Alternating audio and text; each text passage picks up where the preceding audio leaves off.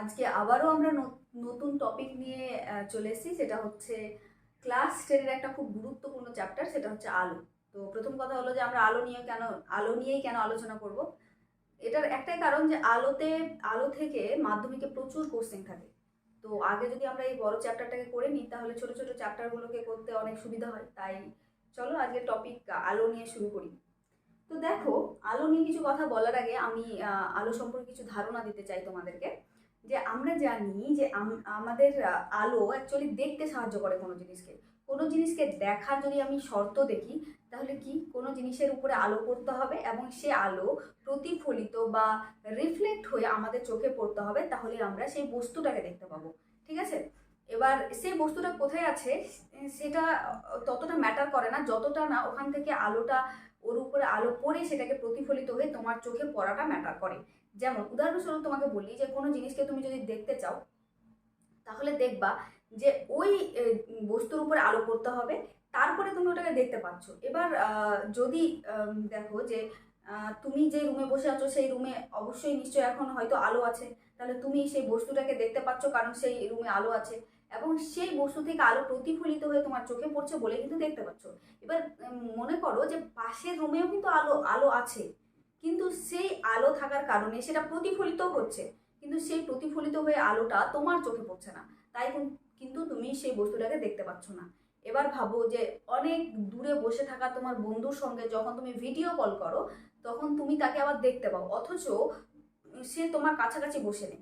তাহলে এর শর্ত কি, যে কোনো প্রকারে তার থেকে আসা আলোটা আমাদের মোবাইলের মাধ্যমে, অপটিক্যাল ফাইবারের মাধ্যমে, ইলেকট্রোম্যাগনেটিক ওয়েভের মাধ্যমে তোমার ফোনে পাঠানো হচ্ছে এবং সেই ফোন তোমাকে সেই আলোটা যথারীতি সুন্দরভাবে তোমার চোখে ফেলছে, সে কারণে তুমি দেখতে পাচ্ছ। তো অ্যাকচুয়ালি কোনো জিনিসকে দেখার শর্তই হচ্ছে যে কোনো জিনিসের উপরে আলো পড়তে হবে এবং সেই আলোটা যদি প্রতিফলিত হয়ে তোমার চোখে পড়ে, তাহলেই কিন্তু তুমি সেই বস্তুটাকে দেখতে পাবে, তাছাড়া কিন্তু দেখতে পাবে না। এবার কথা হলো যে আমরা এই পৃথিবীতে এত এত কালারফুল বস্তু দেখি, এই কালারফুল দেখার শর্ত কি? তাহলে যেটা বলা হয় যে অ্যাকচুয়ালি কোনো বস্তুকে এত সুন্দর কালারফুল দেখার কারণ তোমরা হয়তো জানলে আশ্চর্য হবে, যে এই বিশ্বে কোনো বস্তুরই কোনো নিজস্ব কোনো কালার নেই। হ্যাঁ, তোমরা ঠিকই শুনছো যে কোনো বস্তুরই কোনো কালার নেই। তার মানে আমি যে এই ধরো হলুদ কালারের ড্রেসটা পরে আছি, তার মানে কি এটা আদৌ হলুদ না? হ্যাঁ, ঠিকই শুনছো, এটা কিন্তু হলুদ না।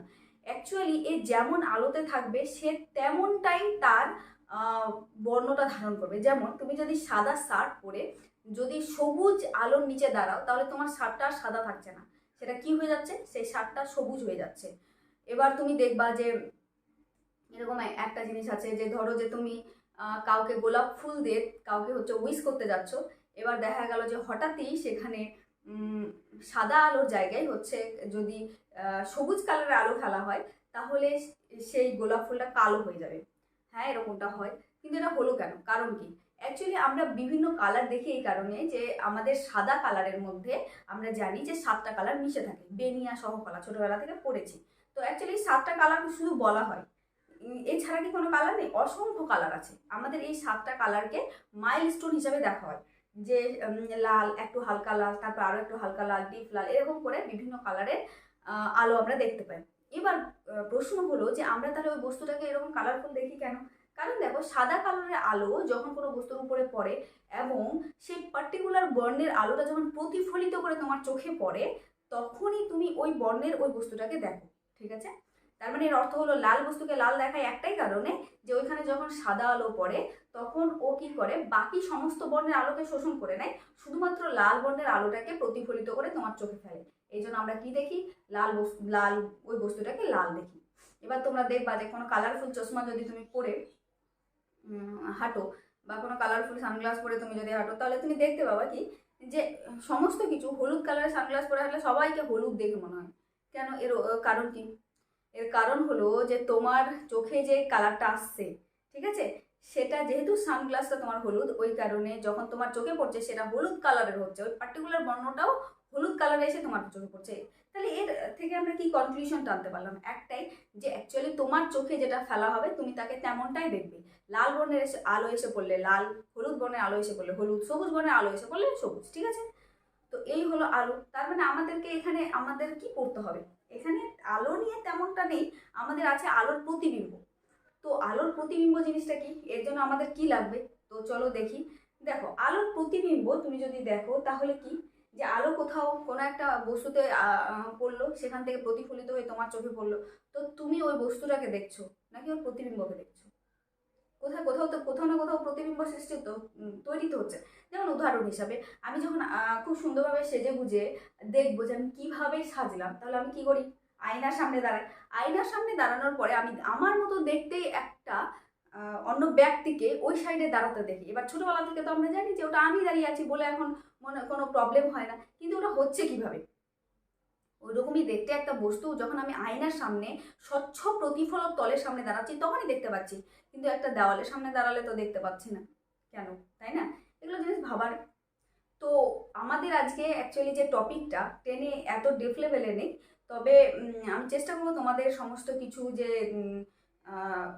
কি বলবো কৌতূহলগুলো আছে সেগুলোকে অনেকটা ক্লিয়ার করে দেওয়ার। তো মোটামুটি ইন্ট্রোডাকশন দিলাম, এবার আমরা পুঁথিগত বিদ্যাতে চলে যাই, আমাদের বইয়ে কি কি আছে। তো চলো শুরু করি। প্রথমে আমাদেরকে দেখতে হবে যে আমাদের প্রতিবিম্ব তৈরি হয় এমন কিছু বস্তু, যেমন আমরা দেখি যেগুলো স্বচ্ছ বস্তু তার মধ্যে আমাদের প্রতিবিম্ব তৈরি হয়, যেমন দর্পণ, আয়না যেটাকে আমরা বলি মিরর। তাহলে এই দর্পণকে যদি দেখি, তাহলে যেহেতু আমরা আলোর প্রতিফলন দেখছি, সুতরাং আমাদের প্রথমে দর্পণের ভাগটা দেখতে হবে। আমাদের আলোতে প্রথম যে জিনিসটা আছে সেটা হচ্ছে দর্পণ, ঠিক আছে? আলো চ্যাপ্টার আমি তাহলে শুরু করলাম। তাহলে প্রথমে আমাদের দেখতে হবে দর্পণ। আমরা দর্পণ নিয়ে কেন আলোচনা করছি, কারণ দর্পণে আলোর প্রতিফলন হয় বলে কিন্তু। তাহলে এই দর্পণকে প্রথমত দুই ভাগে ভাগ করা হচ্ছে। প্রথমটা কি, প্রথমটা হচ্ছে সমতল দর্পণ, ঠিক আছে? এটা সবারই চেনা, যখন সেজে গুজে আমরা আমাদেরকে দেখার জন্য যেই দর্পণের সামনে দাঁড়াই সেটাই হচ্ছে সমতল দর্পণ। আর একটা কি, গোলীয় দর্পণ, ঠিক আছে? এই গোলীয় দর্পণ, এই গোলীয় দর্পণের আবার দুটো ভাগ, ঠিক আছে? একটা হচ্ছে উত্তল দর্পণ আর একটা হচ্ছে অবতল দর্পণ। বুঝা গেল? এই ভাগগুলো দেখো, এইগুলো একদমই সোজা জিনিস, তোমরা দর্পণটাকে দেখেই বুঝতে পারবা যে কোনটা উত্তল দর্পণ কোনটা অবতল দর্পণ।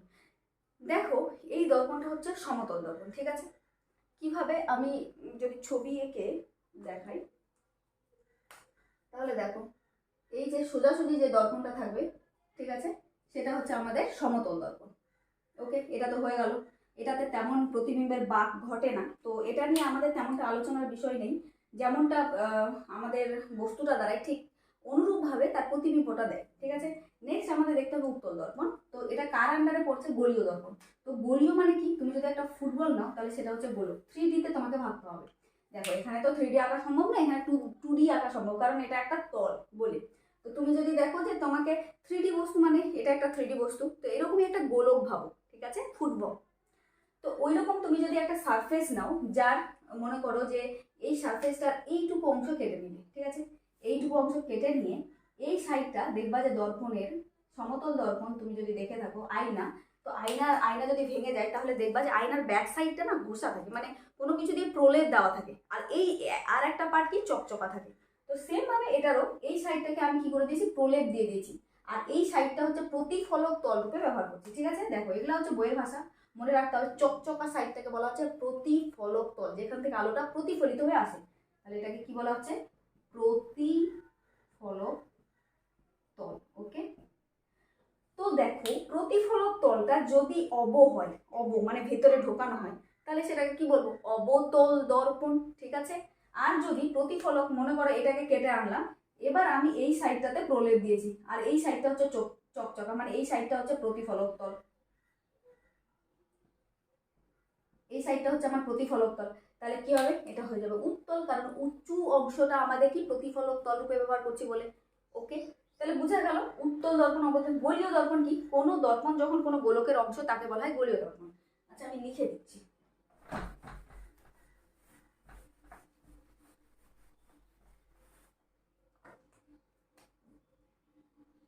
দেখো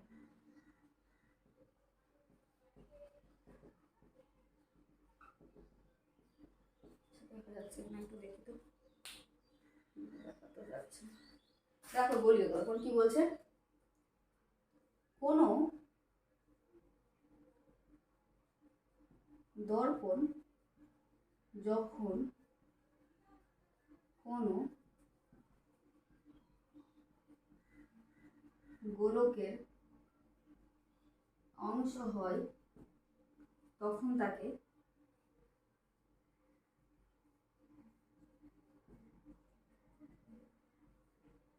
গোলীয় দর্পণ বলে। বোঝা গেল? যদি দর্পণটা গোলকের অংশ হয় তখন তাকে গোলীয় দর্পণ বলে। এটা এর কটা ভাগ দেখলাম, একটা উত্তল দর্পণ, একটা অবতল দর্পণ। তাহলে উত্তল দর্পণ কাকে বলবো বলো?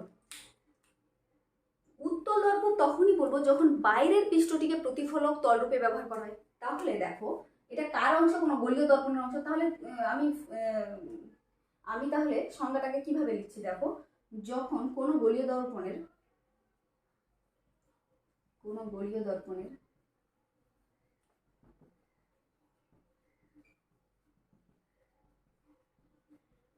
বাইরের পৃষ্ঠটিকে প্রতিফলক তলরূপে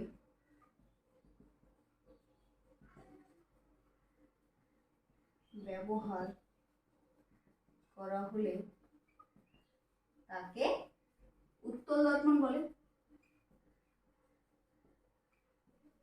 বুঝা গেল? গোলকের, তুমি যদি গোলকটা দেখো, এই যে গোলক, তাহলে এটা কি ভিতরের পৃষ্ঠ আর এটা কি বাইরের পৃষ্ঠ। তাহলে ভেতরের পৃষ্ঠটা কি হবে? অবতল সাইড, আর বাইরের পৃষ্ঠটা হবে উত্তল সাইড। ওটাই বললাম যে বাইরের পৃষ্ঠটিকে যদি প্রতিফলক তলরূপে ব্যবহার করা হয় তখন তাকে উত্তল দর্পণ বলে। এবার দেখো অবতল দর্পণ কাকে বলবো?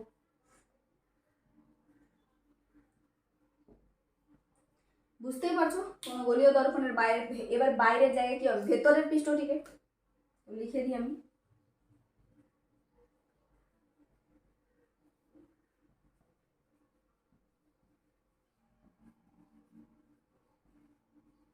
ভেতরের পৃষ্ঠটিকে প্রতিফলক তল রূপে ব্যবহার করা হলে তাকে অবতল দর্পণ বলে। ওকে, বোঝা গেল? ক্লিয়ার?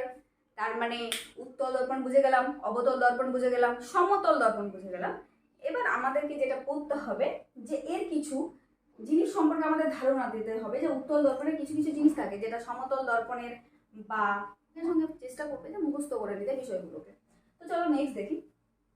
এবার উত্তল দর্পণ দেখো, তুমি যদি একটা গোলক নাও, ছবি অবশ্যই ইম্পর্টেন্ট এখানে। এই হচ্ছে তোমার গোলীয় দর্পণ, ঠিক আছে? তুমি এই সাইডটাকে কেটে নিয়ে এইটাকে আমি কি করবো? একটা দর্পণ হিসাবে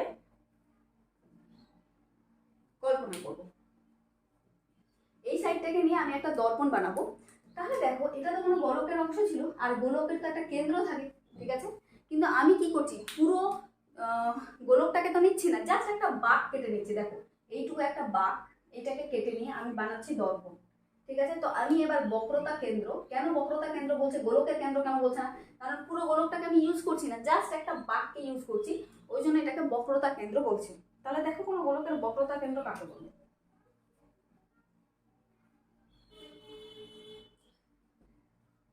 চলো দেখি। কোনো দর্পণ যে গোলকের অংশ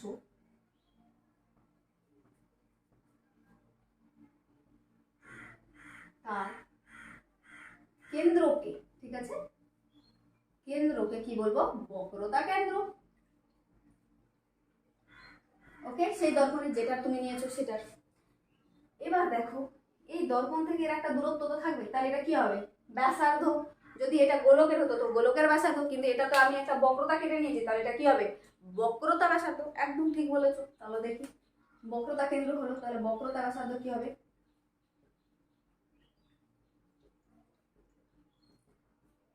চলো দেখি। তাহলে সেম জিনিস, কোন দর্পণ যে গোলকের অংশ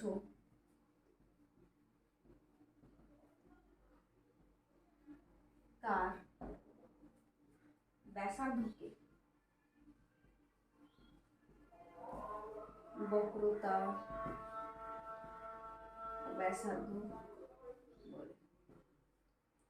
আচ্ছা দেখো, বক্রতা কেন্দ্রটা দেখা যাচ্ছিল না, তো আমি ঠিক করে দিলাম। বক্রতা কেন্দ্র কি?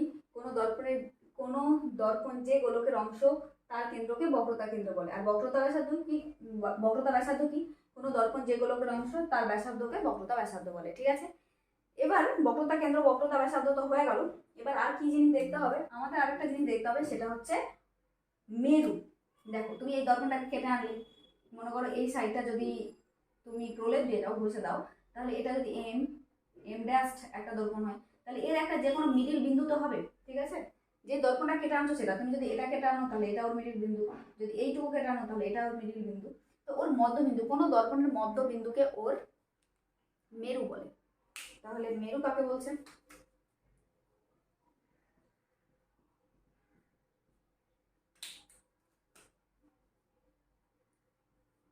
কোনো দর্পণের মধ্যবিন্দুকে দর্পণটির মেরু বলে। ওকে, মেরু হয়ে গেল। এবার নেক্সট আমাদের করতে হবে, ধরো যে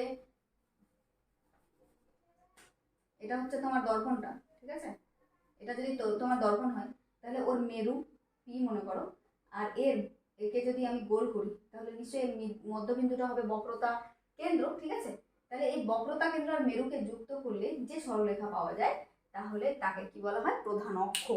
তাহলে প্রধান অক্ষ কি? দেখো, প্রধান অক্ষ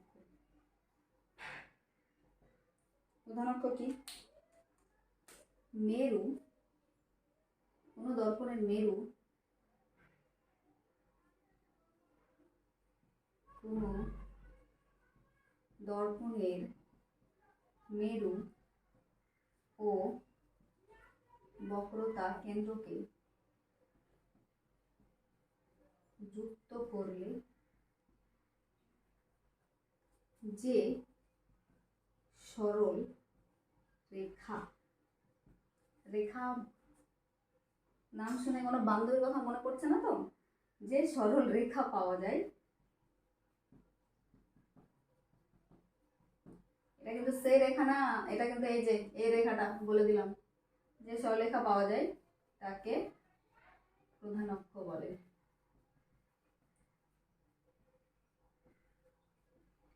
ওকে, তাহলে এই কিছু জিনিসগুলো আমাদের মনে রাখতে হবে, একদম সোজা সাপটা জিনিস, এখনো কোনো কনসেপচুয়াল জিনিস আসেনি।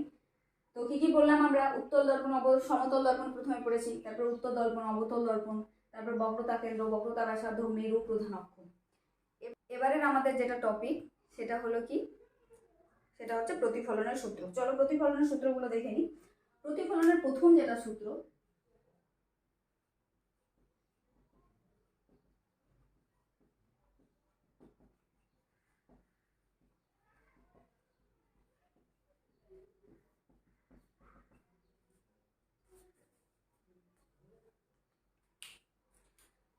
দেখো, তোমার যদি একটা এরকম তল থাকে, এই তলে যদি একটা আলোক রশ্মি আপাতিত হয়, ঠিক আছে, তাহলে সেটা প্রতিফলিত হয়ে অবশ্যই ফিরে যাবে। তাহলে প্রথম যে সূত্রটা দেখা গেল সেটা হচ্ছে কি? যে আপাতন কোণ, আপাতিত রশ্মি, দেখো প্রতিফলন সূত্র দেখো, এটাকে কি বলা হয়? যে রশ্মিটা এসে পড়লো সেটাকে বলছে আপাতিত রশ্মি।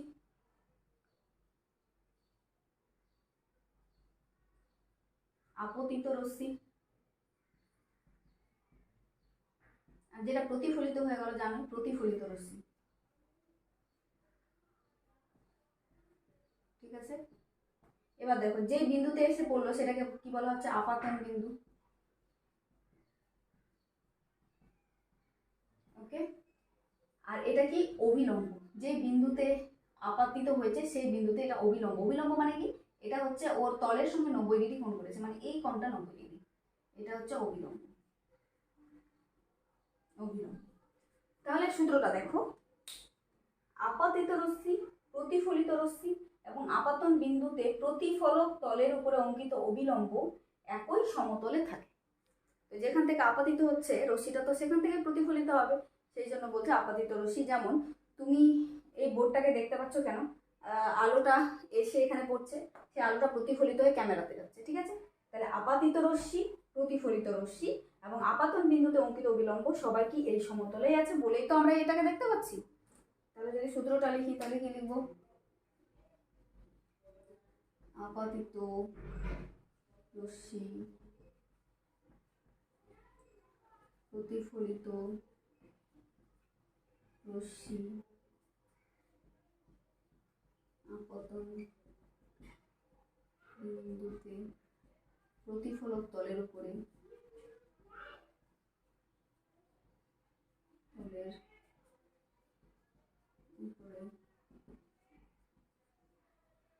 অঙ্কিত লম্ব একই সমতলে থাকে। ওকে, প্রথম সূত্রটা এটা। এবার দ্বিতীয় সূত্রটা আরো সোজা। সেটা কি? সর্বদা দেখা যায় যে এই হচ্ছে আপাতিত রশ্মি, এই হচ্ছে প্রতিফলিত রশ্মি, আপাতন বিন্দুতে অঙ্কিত অবিলম্ব। তো আপাতন কোণ সবসময় অবিলম্বের সঙ্গে নেওয়া হয়, এটা মনে রাখবা। সমতলের সঙ্গে না, অবিলম্বের সঙ্গে নেওয়া হয়। তাহলে আপাতন কোণ ও প্রতিফলন কোণ কি হয়? সর্বদা সমান হয়। দেখো, এটা যদি তোমার সমতল হয়, এটা যদি আপতিত রশ্মি হয়, এটা যদি প্রতিফলিত রশ্মি হয়, তাহলে দেখা যাচ্ছে কি যে আমরা যে আপাতন কোণটা নিই, সেই আপাতন কোণটা সর্বদা কার সঙ্গে নেওয়া হয়? অবিলম্বের সঙ্গে নেওয়া হয়। ওকে, তাহলে আপাতন কোণ এবং প্রতিফলন কোণ সর্বদা সমান। তাহলে দ্বিতীয় সূত্রটা একদমই সোজা। কি লিখব? আপাতন কোণ ও প্রতিফলন কোণ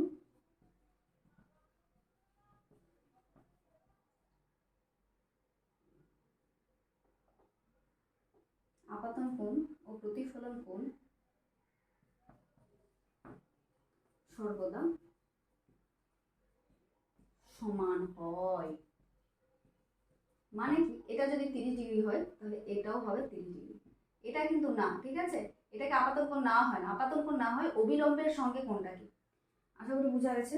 এবার চলো, আমাদের তাহলে প্রতিফলন কি? যখন একটা রশ্মি একটা তলে এসে পড়লো, সেই তল থেকে প্রতিফলিত হয়ে গেল, সেটাকে বলা হচ্ছে প্রতিফলন। এক তল থেকে যেই মাধ্যম থেকে রশ্মিটা কোনো তলে পড়ছে, আবার যদি সেই মাধ্যমে আলোক রশ্মিটা ফিরে আসে প্রতিফলিত হয়ে, তাকে বলা হচ্ছে প্রতিফলন। আর তার সূত্র, এই সূত্রগুলো সর্বদা মেনে চলে। ঠিক আছে, তোমরা নোট করে নাও। দেখো, আমাদের নেক্সট টপিক হচ্ছে ফোকাস। তাহলে এই ফোকাস জিনিসটা কি? কোনো দর্পণ। আচ্ছা, যদি তুমি দেখো যে তোমাদের লাইফের এখন ফোকাস কি হওয়া উচিত, তোমরা যদি আমি মেনে নিই যে ক্লাস 10-এ আছো, তো তাহলে তোমাদের ফোকাস হওয়া উচিত ক্লাস 10-এ ভালো রেজাল্ট করা। ঠিক আছে, তার মানে আমরা ফোকাস তাকেই বলবো যার ওরিয়েন্টে আমাদের সমস্ত কার্যকলাপ নিয়ন্ত্রিত হয়, আমরা যার অ্যাকর্ডিংসে সমস্ত কাজ করি। তাহলে এখানে যদি ফোকাস বলা যায় দর্পণের ফোকাস, তাহলে দর্পণের কাজ কি? দর্পণের কাজ হচ্ছে আলোক রশ্মিকে প্রতিফলিত করা। তাহলে ওই প্রতিফলিত রশ্মিকে যখন ওরা একটা বিন্দুতে মিলিত করায়, তখনই তাকে তার ফোকাস নিশ্চয় বলা যাবে। তো কখন মিলিত করাবে সেটা দেখো। এই হচ্ছে তোমার দর্পণ, এর মেন ড্যাশ। আমি যদি এই সাইডটাকে প্রলেপ দিয়ে দিই সাইডটার, তাহলে এটা কোন দর্পণ হয়ে গেল? যদি এই তলটাকে প্রতিফলক তল রূপে আমি ইউজ করব, তাই জন্য এটা কি হয়ে গেল? এটা হয়ে গেল অবতল দর্পণ। এবার এর মধ্যবিন্দুটাকে কি বলবো? ফোকাস বলবো। এবার এর যে কেন্দ্র হবে তাকে কি বলবো? বক্রতা কেন্দ্র। এবার এই বক্রতা কেন্দ্র আর এই মেরুকে যুক্ত করলে যে সরলরেখা পাবো তাকে কি বলবো? প্রধান অক্ষ। একদম একটু আগে পড়ালাম। এবার দেখো, এই যে প্রধান অক্ষের সমান্তরালে, ঠিক আছে, কিছু সমান্তরাল আলোক রশ্মি, এদের কি বলা হচ্ছে? আলোক রশ্মি।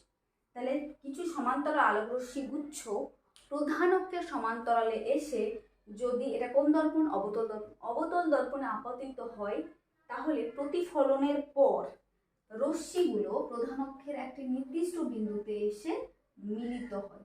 এই নির্দিষ্ট বিন্দুকে কি বলা হয়? অবতল দর্পণের ফোকাস। ওকে, অবতল দর্পণের মুখ্য ফোকাস। তাহলে মুখ্য ফোকাস বিষয়টা কি? তাহলে এর গৌণ ফোকাসও নিশ্চয়ই থাকবে, সেটা পরে দেখছি। তাহলে এর সংজ্ঞাটা আমি কি লিখতে পারি? একগুচ্ছ সমান্তরাল আলোক রশ্মি,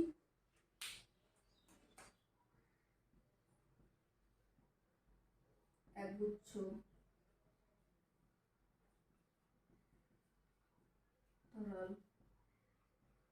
আলোক রশ্মি প্রধান অক্ষের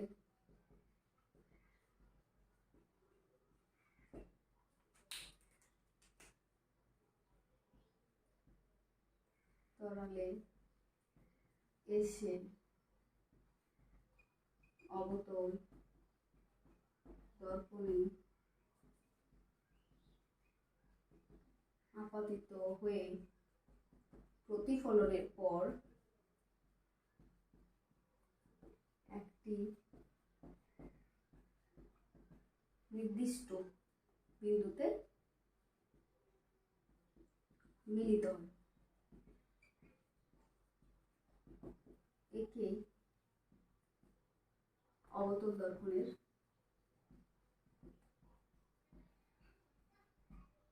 মুখ্য ফোকাস বলে।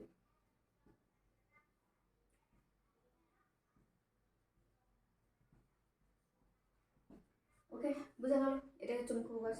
তাহলে গৌণ ফোকাস জিনিসগুলো কি দেখো, ধরো আলোক রশ্মি গুচ্ছ তো একে অপরের সমান্তরাল, কিন্তু প্রধান অক্ষের সমান্তরাল না, এইভাবে এসে আপতিত হয়ে, তাহলে ওরা প্রতিফলিত হয়ে প্রধান অক্ষের একটা নির্দিষ্ট বিন্দুতে না মিলিত হয়ে ফোকাস তলে মিলিত হয়। এবার ফোকাস তল কি, মনে করো এটা একটা, এটা মনে করো দর্পণ, হ্যাঁ, আর এটা হচ্ছে প্রধান অক্ষ, আর এটা হচ্ছে তোমার ফোকাস বিন্দু, ঠিক আছে, মানে মুখ্য ফোকাস, প্রধান অক্ষের উপরে অবস্থিত একটাই তো বিন্দু হবে, সেটা হচ্ছে মুখ্য ফোকাস। এবার একে একে প্রধান অক্ষের লম্বভাবে ফোকাস বিন্দুকে ঘিরে যদি আমি একটা তল কল্পনা করি এরকম করে, তাহলে এটা কি হয়ে গেল, ফোকাস তল। পুরো তলটাকে বলা হচ্ছে ফোকাস তল, ওই তলটাকে, ঠিক আছে, ওই তলের কোথাও না কোথাও মিলিত হবে, যেমন এইখানটাতে মিলিত হয়েছে, তাহলে এটাকে কি বলা হলো, গৌণ ফোকাস। তাহলে গৌণ ফোকাস কতগুলো হতে পারে, গৌণ ফোকাস অবশ্যই অসংখ্য হতে পারে, কারণ ফোকাস তলের বিভিন্ন বিন্দু, অনেকগুলো বিন্দু থাকতে পারে, কিন্তু মুখ্য ফোকাস একটাই হতে পারে, কারণ প্রধান অক্ষের একটা নির্দিষ্ট বিন্দুতে এসে মিলিত হচ্ছে। ক্লিয়ার হলো বিষয়টা? এবার তোমরা যদি দেখো অবতল দর্পণ তো দেখে নিলাম, এবার যদি অবতল দর্পণের কথা বলে, তাহলে অবতল দর্পণে কি হয়, আলোক রশ্মি গুচ্ছ অপসারী করে দেয়। উত্তল দর্পণ, সরি অবতল বললাম। দেখো এবার যদি আমরা উত্তল দর্পণের কথা বলি, তাহলে উত্তল দর্পণে যদি ওইভাবে সমান্তর আলোক রশ্মি গুচ্ছ এসে পড়ে, তাহলে রশ্মি গুচ্ছ এইভাবে অপসৃত হয়ে যায়। তো মনে হচ্ছে কি যে এই যে আলোক রশ্মি গুচ্ছ একটা, এই আলোক রশ্মি গুচ্ছ যে যাচ্ছে, মনে হচ্ছে প্রধান অক্ষের একটা নির্দিষ্ট বিন্দু থেকে আসছে বলে মনে হচ্ছে। আদৌ কিন্তু আসছে না, কারণ এই তলটা তো আমি কি করে দিয়েছি, প্রলেপ দিয়ে দিয়েছি, তো এই দিকে আলোক রশ্মিটা তো ঢুকে যাচ্ছে না, ঠিক আছে, ওখান থেকে আসছে বলে মনে হচ্ছে। তো ওই জায়গাটাকে কি বলা হচ্ছে, বিন্দুটাকে কি বলা হচ্ছে, উত্তল দর্পণের মুখ্য ফোকাস। ক্লিয়ার হলো? যেমন আমরা দর্পণের সামনে দাঁড়াই, তো মনে হচ্ছে ওখানে আমার মতো কেউ আছে, কিন্তু আদৌ সেখানে কেউ থাকে না, ঠিক আছে। তো চলো আমাদের এই টপিকটাও হয়ে গেল। দেখো নেক্সট আমাদের যে টপিকটা আছে সেটা আছে যে ফোকাস দূরত্ব। ফোকাস দূরত্ব কি বোঝা যাচ্ছে, মেরু থেকে ফোকাস বিন্দুর দূরত্বকে কি বলা হয়, ফোকাস দূরত্ব। মেরু থেকে ফোকাস বিন্দুর দূরত্বকে কি বলা হয়, ফোকাস দূরত্ব। তার মানে এইটুকু হয়ে যাবে ফোকাস দূরত্ব বা ফোকাস দৈর্ঘ্য, যাই বলো না কেন। এবার আমাদের দেখো মেরু থেকে যখন বক্রতা কেন্দ্রের দূরত্বকে বক্রতা ব্যাসার্ধ বলা হলো, আর মেরু থেকে ফোকাস বিন্দুর দৈর্ঘ্যকে কি বলা হলো, ফোকাস দূরত্ব। এই দুটোর মধ্যে সম্পর্কটা প্রতিবার পরীক্ষাতে আসে, এইবার মাধ্যমিকের পরীক্ষাতে এই সম্পর্কটা আসেনি, তার মানে তোমাদের জন্য এটা মোস্ট ইম্পর্টেন্ট হয়ে গেল। কি প্রমাণটা, আর ইকুয়াল টু 2f, এই প্রমাণটা ভেরি ভেরি ইম্পর্টেন্ট, তোমরা ধরেই রাখো, এবার তোমাদের পরীক্ষায় এটা চলে এসছে। তো চলো কিভাবে এটা প্রমাণ করবো দেখে নিই। খুবই সহজ একটা প্রমাণ, প্রমাণ করতে হবে আর ইকুয়াল টু 2f, এই প্রমাণটা। ওকে, দর্পণের ক্ষেত্রে দেখো তো ঠিকঠাকভাবে দেখলে এটা বোঝা যাবে। এটা তাহলে কি দর্পণ, আবারও বলো, এই দর্পণটা হচ্ছে অবতল দর্পণ, এম ড্যাশ, এটা হচ্ছে মেরু বা পোল, এটা হচ্ছে মনে করো বক্রতা কেন্দ্র, তাহলে এটা হয়ে গেল কি প্রধান অক্ষ, ঠিক আছে। তাহলে একটা আলোক রশ্মি যখন প্রধান অক্ষের সমান্তরালে এসে পড়ে তখন ওটা কি দিয়ে যায়, আমরা এখনই দেখলাম সমান্তরাল আলোক রশ্মি গুচ্ছ ফোকাস বিন্দুতে মিলিত হয়, তার মানে এটা ফোকাস দিয়ে বেরিয়ে যাবে, তাহলে এটা কি হয়ে গেল আমার ফোকাস, ঠিক আছে। আলোক রশ্মিটার নাম দিয়ে দিই পি কিউ আর, ঠিক আছে। এবার দেখো কোনো গোলকের তুমি যদি লম্ব আঁকতে চাও, এখানে আপাতন কোণ আর প্রতিফলন কোণ যদি তুমি খুঁজতে চাও, তাহলে তো তোমার লম্ব লাগবে, তাই না। আমি বলেছিলাম যে কোনো আপাতন কোণ আর প্রতিফলন কোণ তুমি যদি নির্ণয় করতে চাও, তাহলে তলের উপরে একটা অবিলম্ব টানতে হবে, তার সঙ্গে আপাতিত রশ্মিটা যে কোণ উৎপন্ন করবে সেটাই হচ্ছে আপাতন কোণ। তাহলে আমার এই বিন্দুতে একটা লম্ব চাই। তো যেমন একটা গোলকের যে কোনো তলে তুমি যদি লম্ব আঁকতে চাও, তাহলে তাকে তার কেন্দ্র দিয়ে পাশ করাতে হবে, তাহলে সেটা ওই তলের উপরে লম্ব, ঠিক আছে। তাহলে এখানে তুমি যদি লম্ব আঁকতে চাও, তাহলে এর কেন্দ্র দিয়ে পাশ করিয়ে দাও, তাহলে এটা হয়ে গেল কেন্দ্র, ঠিক ঠিক আছে, ওর কেন্দ্র দিয়ে যদি পাশ হয়ে যায় তাহলে ওটা হয়ে গেল ওর কেন্দ্র, কেন্দ্র দিয়ে যদি পাশ হয়ে যায় তাহলে এটা হয়ে গেল ওর অবিলম্ব। ঠিক আছে, কিউ বিন্দু অবিলম্ব। তাহলে কি হলো, পি কিউ আলোক রশ্মিটি কিউ বিন্দুতে আপাতিত হয়েছে, হয়ে এফ হয়ে আর পথে প্রতিফলিত হয়ে গেছে। এম ও, আচ্ছা এটাকে ও ধরে নিই, মেরুটাকে এম ও এম ড্যাশ, একটা কোন দর্পণ, এটা অবতল দর্পণ। ঠিক আছে, তাহলে এম ও এম ড্যাশ একটি অবতল দর্পণ, যা কিউ বিন্দুতে পি কিউ আলোক রশ্মিটি আপাতিত হয়ে এফ হয়ে আর পথে প্রতিফলিত হয়েছে, এবং কিউ সি হচ্ছে কি একটা অবিলম্ব কিউ বিন্দুতে। দেখো তাহলে এটা হয়ে গেল আপাতন কোণ, এটা হয়ে গেল প্রতিফলন কোণ। আর প্রতিফলনের দ্বিতীয় সূত্র অনুসারে কি জানি, আপাতন কোণ আর প্রতিফলন কোণ সমান। তাহলে আমি এখান থেকে কি লিখতে পারি, দেখো তো, কোণ P Q C equal to কোণ সি কিউ এফ লিখতেই পারি। কেন, কারণ আপাতন কোণ ইকুয়াল টু প্রতিফলন কোণ। বুঝা গেল? ওকে, নেক্সট দেখো, এইটা তো এটা সমান্তরাল তাই না, তাহলে এটা সমান্তরাল আর এটা হচ্ছে আমাদের ভেদক বা ছেদক। তাহলে যদি এইভাবে সমান্তরাল আর এটা যদি ছেদক হয় তাহলে এই কোণটা আর এই কোণটা হচ্ছে একান্ত কোণ, এই কোণটা কি হয়, সমান হয়। তাহলে দেখো এই কোণটা আর এই কোণটা সমান হবে। ঠিক আছে, তো কি লিখতে পারি, দেখো পি কিউ সমান্তরাল সিও ও সি কিউ ভেদক। তাহলে কি লিখতে পারি, কোণ P Q C equal to কোণ কিউ সি এফ। কেন, কারণ এই দুটো হচ্ছে একান্ত কোণ। দেখো এই কোণটা আর এই কোণটা একান্ত কোণ, এটাই খালি লিখলাম আমি।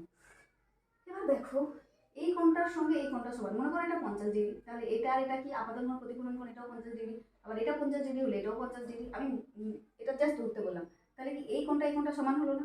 অবশ্যই এই কোণটা এই কোণটা সমান। তাহলে লিখতে পারি অতএব কোণ C Q F equal to কোণ কিউ সি এফ। ঠিক আছে, তার মানে এই কোণটা আর এই কোণটা কি হয়ে গেল, সমান হয়ে গেল। ক্লিয়ার? তাহলে দেখো এই যে ত্রিভুজটা এবার দেখতে পাচ্ছ, ত্রিভুজ, এই যে এই ত্রিভুজটা সি এফ কিউ, তো আমি কি লিখতে পারি, ত্রিভুজ সি এফ কিউ থেকে কি লিখতে পারো, যদি কোনো ত্রিভুজের কোনো দুটো কোণ সমান হয় তাহলে ওই কোণ সংলগ্ন বাহু দুটোও কিন্তু সমান হয়। এ বি সি যদি হয়, এই কোণটা যদি সমান হয় তাহলে A B equal to A C, এটা হয়তো তোমরা জানো এটা হয়। তাহলে এখানকার দেখো এই কোণটা আর এই কোণটা সমান, তার মানে নিশ্চয়ই এই বাহুটা সমান, এই দুটোই তো ওই কোণ সংলগ্ন বাহু, তাই না? তাহলে আমি কি লিখতে পারি, থেকে কি পেলাম, Q C F equal to, এখান থেকে আমরা কি পেলাম, C F equal to F Q. Okay, ওই যে ত্রিভুজের যে নিয়মটা ওখান থেকে আমরা পেয়ে গেলাম। তারপরে আমরা কি করতে পারি, দেখো আচ্ছা প্রথমে যে আমি রশ্মিটাকে নিয়েছিলাম, এই রশ্মিটাকে নিলাম আমি উপাক্ষীয় রশ্মি। এবার কথা হলো উপাক্ষীয় রশ্মি কি, উপাক্ষীয় রশ্মি হচ্ছে সেই রশ্মিটা যেটা ওই দর্পণের মেরুর কাছাকাছি আপাতিত হয়, তার মানে এটা মেরুর কাছাকাছি আপাতিত হয়েছে। আর এই যে দর্পণটা নিলাম, এই দর্পণটা হচ্ছে ক্ষুদ্র উন্মেষের, অ্যাপারচার খুবই কম, উন্মেষ খুবই কম। মানে দেখো পৃথিবী যদি আমরা দেখি তো পৃথিবী তো হচ্ছে গোলাকার, আমরা যেটা জানি, কিন্তু পৃথিবীটা এত বেশি, মানে পৃথিবীটার ব্যাসার্ধ এত বড় হওয়ার কারণে এর উন্মেষটা হয়ে গেছে ক্ষুদ্র, মানে বাঁক। মানে আমাদের সাপেক্ষে আমাদের মনে হয় পৃথিবীটা সমতল, কেন, কারণ এর উন্মেষটা খুবই ক্ষুদ্র বলে। ওকে, তো সেটাই আমরা একটা বিশাল বড় গোলকের এটা কেটেছি, তো এর উন্মেষটা আমি কম নিলাম, মানে এই যে বাঁকটা খুবই কম, এরকম খুব কম বাঁক। তাহলে ক্ষুদ্র উন্মেষের দর্পণের ক্ষেত্রে কি হয়, যে মনে হয় যে এই বিন্দুটা আর এই বিন্দুটা সমপাতিত হয়ে গেছে, তার মানে এই বাহুটা আর এই বাহুটা সমান। ঠিক আছে, তাহলে আমি কি লিখতে পারি, উপাক্ষীয় রশ্মি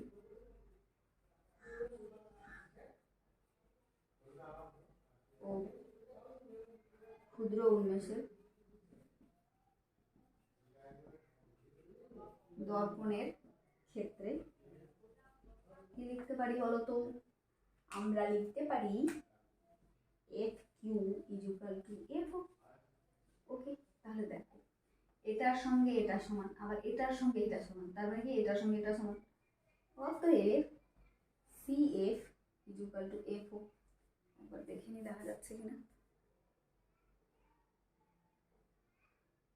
দেখা যাচ্ছে না, নিচে দিয়ে করতে হবে।